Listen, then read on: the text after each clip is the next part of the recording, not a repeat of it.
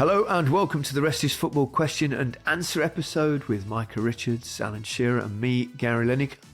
Thank you once again for sending in your questions. Let's crack on. Pretesh. Hi guys, are Real Madrid better or worse with Mbappé in the team? Well, they're worse at the minute. There's no doubt about that. He hasn't found his feet at all yet. And it seems to be affecting the team. But whether that will stay that way, Ancelotti has to find a way, doesn't he? Yeah. Well, I think the issue there really is that Mbappe's playing a little bit more as a 9 rather than on the left side, where Vinicius also plays. And I think at the moment, rather than just one of them play on the left and one play in the middle, they're kind of shifting more perhaps to a little bit of a 4-4-2 with the two of them, and sometimes one of them's wide and I think they're trying to make do, and at some point, Mbappe's plus when you've got two players that are that good, that both play in exactly the same position and make similar movements, one of them has to adapt at some point, and I don't think either of them has, particularly at the moment. Let's not say they're not doing very well at all, because they're still, there are still moments and they're unbelievably good players. And I think they'll work it out.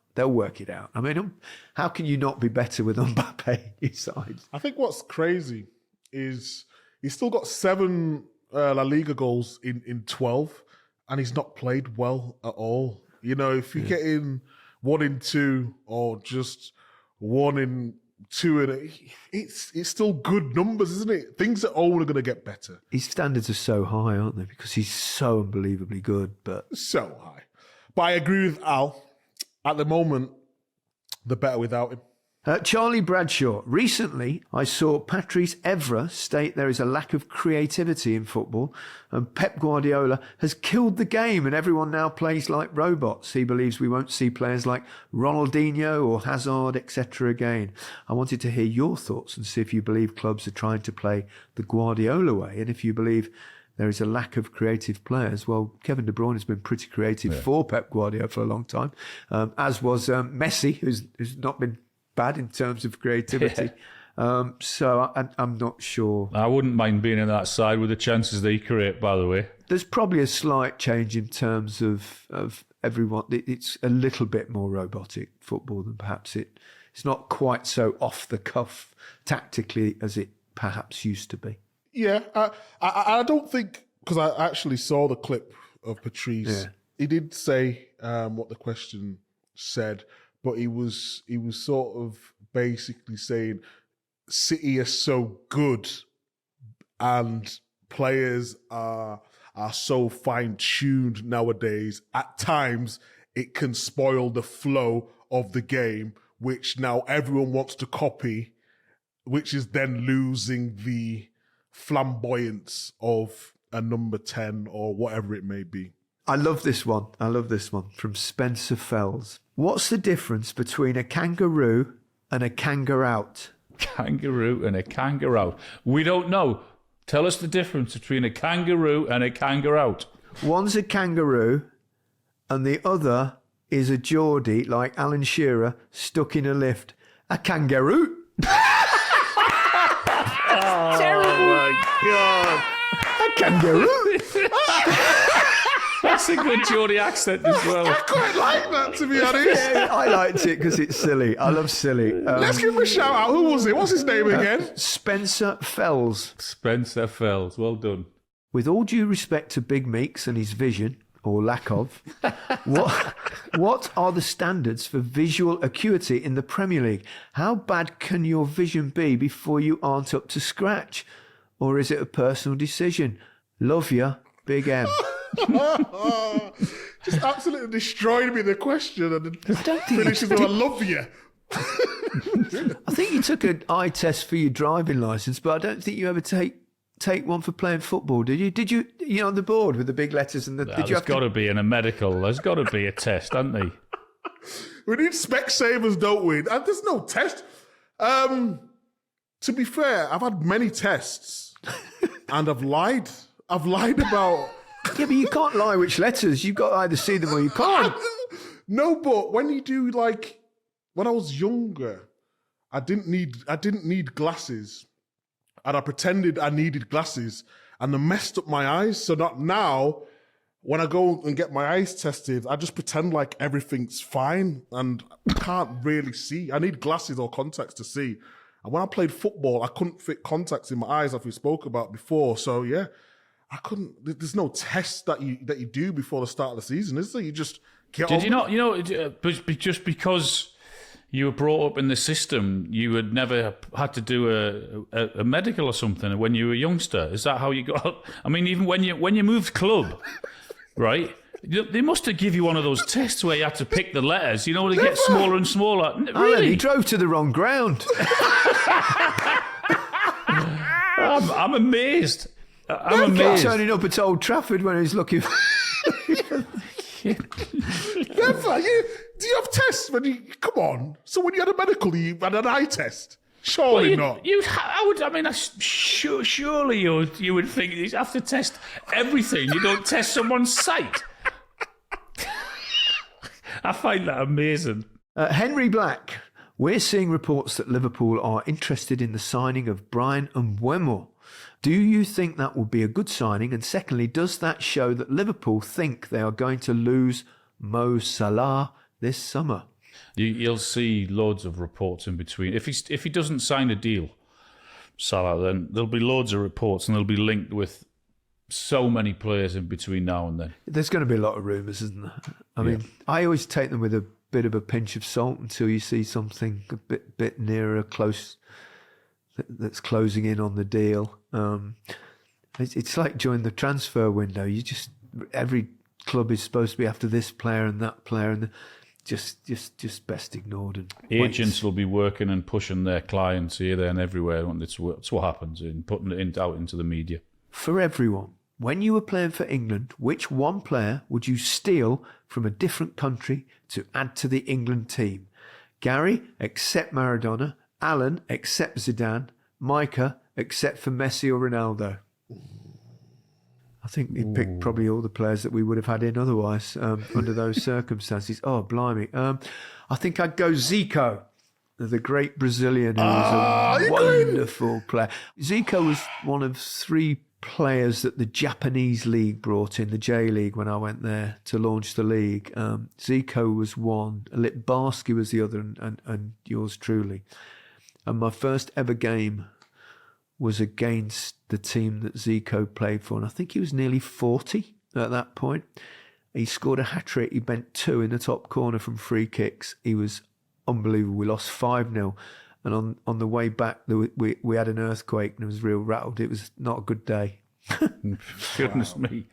If Messi or Ronaldo, then I would say R9. That's what I was going to say, Al. I think that's what he said, except Messi or Ronaldo. I presume because of that period, it would have been that Ronaldo. So you're going to have to come up with someone else, Alan. Go on, Micah. Thierry Henry. It's a decent choice, I would say. Baresi. Oh, Franco Baresi. Alan Shearer goes for a defender. I know, yeah. Who would have thought?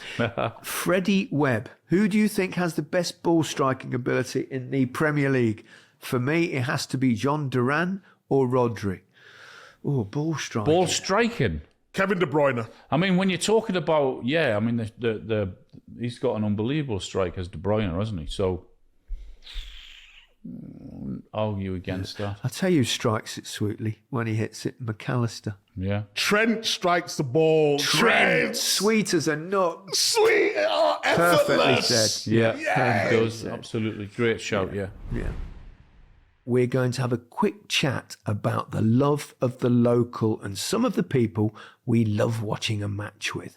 Guinness have been partnering with the show for a while, so it may not come as a surprise that the 3 of us do enjoy the occasional pre-match pint at our favourite locals. But because there's no point going to a brilliant pub without some cracking company, we thought it'd be a laugh to pick some players and managers we'd love to bring for a Guinness, for better or worse. So, who are the best people to watch a game with? For better or worse? Oh, are we getting married here? What's happening? For richer, for poorer. Sickness and health. For me, over the years, I've sat with Righty, Ian Wright, and it's like he turns into a different person, you know? It's like the enthusiasm and the passion and the anger and the joy. Especially if Arsenal are playing. If Arsenal, I mean, I've sat with him with Arsenal and Newcastle games, and it's like, it is electric. And the rows, the shouts, and I mean, it just everything you can imagine, the language. So yeah, it's a great experience. Alan, how funny was that video on social media when Newcastle? Just hilarious how emotional he gets during the games, isn't it? He does, yeah. He carries it all with him. He's great company, though. What about you, Micah? Ooh, Mr. Vavavoom. Thierry Henry. Oh, what a guy. His tactical brain is something different. And you guys know him, and you know him very well. I think he just sees the game through a different lens, you know? I think because he's a coach, and one thing I would always look at is defense, but he knows how to sort of look at the systems and what teams are trying to do like 10 seconds into the game just by the way they move and the shape. I just find it fascinating watching football with him, and he's Thierry Henry. He's cool, isn't he? I mean, he's definitely cool. Have you seen how good looking he is? He's nearly. I'm sure he's 50 now, or pushing that way. He looks like he's about 35. So, yeah, I'd have to say Thierry Henry. Do you know who I'd love to watch a game with? Go on. Pep Guardiola. Yeah, I think that would be a real education, and to see how his mind works. And because I always think he has those conversations during a game with Juanma, the guy who sits next to him, who looks a little bit like Kevin Keegan, you know? I know it's always in Spanish, but because Juanma doesn't speak much English, apparently. But, I mean, he's always talking, isn't he? Even at the end of games when he sometimes talks to opposition players, doesn't he, and stuff like that. But imagine actually sitting, watching a game, not necessarily a game that he's coaching in, but just sitting, you know, in the local, having a chat and discussing the tactical aspects of the game and what he would do. And it'd be absolutely fascinating, wouldn't it? Be a real education, wouldn't it? Well, there you have it. The local is an incredibly special place. And now you know the only football icons worth taking to yours. Cheers. 18 plus, please drink responsibly. For the facts, visit drinkaware.co.uk. Alan and Gary, when working at the 2006 World Cup final, did you notice Zidane's headbutt in real time? And what was your reaction? Were you doing the final of that, Alan? Yeah, that was my 2006 was my first one, yeah. You were in the studio with me. I don't think we saw it, did we, until the replay? I don't think we did. But when we saw the replay, we all went, like, oh, my God. Yeah, God, yeah. But it was so much off the ball, wasn't it, that it just appeared out of nowhere. It was like the fourth official that actually spotted it, wasn't it? I'm not sure. Materazzi, wasn't it? Yeah. Yeah, we just couldn't believe. We're thinking, oh my God, what have we just seen? I mean, goodness me, it was incredible. So what did you do on the analysis? Did you have to address him? What did he say? We should have gone. Say, what the hell? What else can you say? I mean, there's not much you can say other than be completely, to use one of your words, Micah, flabbergasted. Flabbergasted. David Johnston. Are professional footballers and or ex-professional footballers better at fantasy football than your average person? Clearly not when it comes to you, Michael. Without naming names, who are the best and worst pros, ex-pros, at fantasy football? Oh, to be fair, there's not that many ex-pros that play it. The pros now are not allowed to play it, because you remember when a team leaked... I think it was last season. Yeah, I remember. There was changing, and they put themselves in it, and everyone started putting that player in it. So I think they'll do it for fun, but I don't think they're allowed to tell anyone their team. Who plays? Gabriel Broglehall plays, and he's useless. So... You're pretty good though, Mike, I think. I'm not bad, but although you're having a bad time at the moment. Yeah, but I'm obsessed though. I'm not like your typical fantasy, just pick your team. I'm like Harry, where we're looking at our team 5 weeks in advance, looking at all the stats, looking at all the AI, looking at everything. So I'm pretty good, but I should be for the amount of time I spend on it.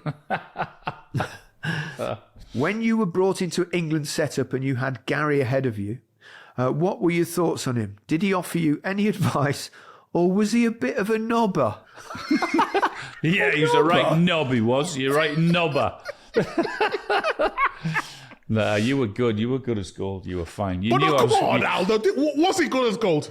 Was he really? Yeah, he was. Yeah, you were. What do you mean? You sound surprised, Michael. Like, what are you trying to say here? No, I'm just thinking, obviously, two strikers, and strikers have egos, don't they? Come on, they do.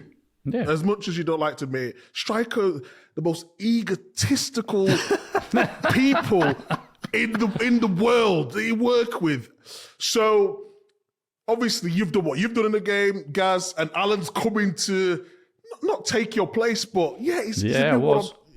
Well, he was, because I'd announced my retirement. I tend to do these things in advance. Right. Who are your top 3 players in the league from the bottom half of the table? Oh, blimey. Well, I'm going to go straight in with Cunha before even you do, because he's the man on form as well. I think he's been super. And Mbeumo?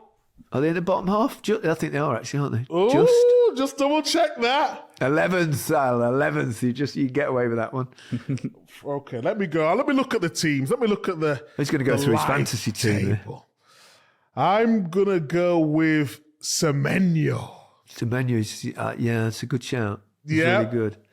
Really enjoy him. He's had a really good start to the season. Thomas Whitten.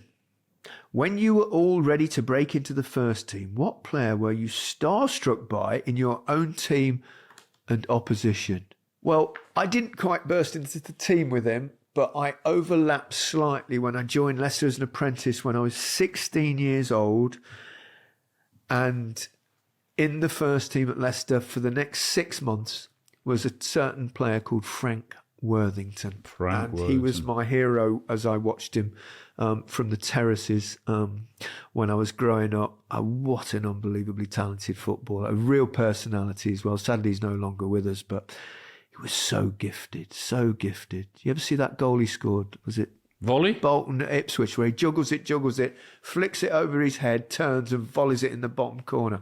Fabulous. What a talented player he was. Yeah, he was great. The guy called Micah, Jimmy Case used to run our dressing room, used to be at Liverpool. Case. Hard man. He was a proper hard man, and he ran our dressing room at Southampton when I was a kid. And he was in the team when I made my debut, and it was amazing how everyone, the opposition, was so scared of him. He had the respect of everyone. Micah? I'll go with someone like what did you say, Gaz? Elano. I'd say Robbie Fowler, Andy Cole, and Steve McManaman. You didn't play with them, did you? They was at Man City when I was there. God, were they? That's what I mean. I played with some Blimey. right players. 3 good players there, by the way. Question for Micah. How good of a player was Elano? I remember he had that one season for Manchester City where he was incredible. Oh, now we're cooking. Elano. He was certainly one of the best players I've ever played with. Technically outstanding, could pass. Do you remember that free kick he scored against Newcastle? Al? It was so it was something about 30 yards or something, Yes! wasn't it? Yeah. Straight into the top corner. He had absolutely everything. What happened with Elano is Joe came. Remember the striker Joe? Yes. And then Robinho came as well. And I'm not going to say it distracted him, but he felt a lot more comfortable, and he was one of the main men in the team, and he stopped doing all the things that he was great at and was just having a great time. But in terms of technically, he was one of the best. Micah, Hey? do you know you actually wrote a column about Elano that has just been sent to me? Oh, really? Dating back to 2007. It was for the BBC. You were working at the BBC in 2007. Yeah, here you go. Shall I read it? Go on, read it out. Go on. Your words, right. Some of the football we played in our win against Newcastle last week was just amazing. Considering we didn't have a manager until a month before the season started and that we have only been training together for 2 or 3 months, the team has settled in really quickly. I've been really impressed by all of Sven-Goran Eriksson's signings. They are all good characters, and this is how I rate them. And you go into Elano. His skill and tricks in training are just ridiculously good. He and Stevie Ireland are probably battling as to who has the best tricks. And if you put those two on the same team in training, then there is only one team that is going to win. I just demand to be on their side. It doesn't there say then they lose. But when I heard Elano was coming here, I thought, how the hell did we get him so quickly? I knew he had great ability, but he is not just a good player, he's a nice guy too. He's a feisty character off the pitch, and he likes having a laugh. The rest of the players love him, and he is someone we all want around the camp. And in the future, when I'm doing a podcast called The Rest is Football, I shall talk about Elano in more detail. Amazing. Wow! I made the last bit up. You must have won an award for that column. Oh my God! It was scintillating. Henry every Winter, week. eat your heart out. I know you're a word guy, Gaz. Talk to me through the wizardry of the wording there. It's pretty basic. On to... For now, goodbye from me.